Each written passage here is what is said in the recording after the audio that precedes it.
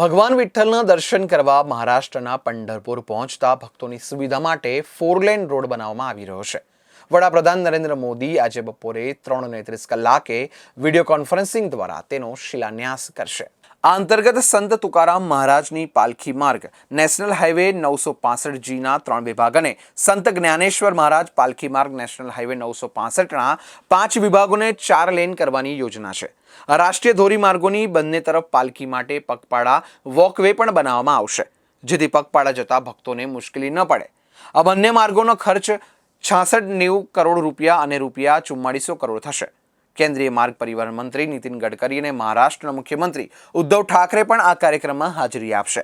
મહારાષ્ટ્રના સોલાપુર જિલ્લામાં ભીમા નદીના કિનારે પંઢરપુર આવેલું છે। પંઢરપુરને દક્ષિણનું કાશી પણ કહેવામાં આવે છે। પદ્મ પુરાણમાં ઉલ્લેખ છે કે આ જગ્યા પર ભગવાન શ્રી કૃષ્ણએ પાંડુરંગ રૂપમાં પોતાના ભક્ત પંડુલિકને દર્શન આપ્યા હતા। અહીં હજારો વર્ષોથી પાંડુરંગની પૂજા કરવામાં આવી રહી છે। પાંડુરંગને ભગવાન વિઠ્ઠલના નામે પણ ઓળખવામાં આવે છે। साथियों, पंढरपुर की तो आभा, पंढरपुर की अनुभूति और पंढरपुर की अभिव्यक्ति सब कुछ अलौकिक है। आपण म्हणतो ना, माझे माहरे पंढरी आहे भिवरेच्या तीरी। वाकई पंढरपुर मां के घर की तरह है, लेकिन मेरे लिए पंढरपुर से दो और भी बहुत खास रिश्ते हैं। और मैं आज संत जनों के सामने कहना चाहता हूं, मेरा विशेष रिश्ता है। मेरा पहला रिश्ता है गुजरात का, द्वारिका का। भगवान द्वारकाधीश ही यहां आकर विठ्ठल स्वरूप में विराजमान हुए हैं। और मेरा दूसरा रिश्ता है काशी का। मैं काशी से हूं और ये पंढरपुर हमारी दक्षिण काशी है। इसलिए पंढरपुर की सेवा मेरे लिए साक्षात श्री नारायण हरि की सेवा ही है।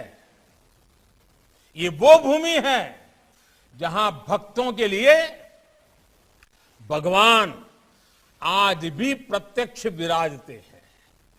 ये वो भूमि है जिनके बारे में संत नामदेव जी महाराज ने कहा है कि पंढरपुर तब से हैं जब संसार की भी सृष्टि नहीं हुई थी।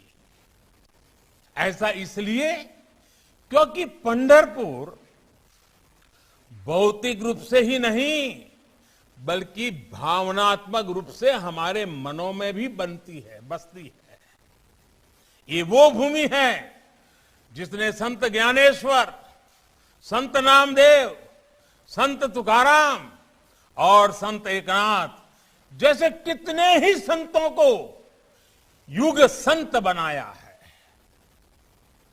इस भूमि ने भारत को एक नई ऊर्जा दी, भारत को फिर से चैतन्य दिया।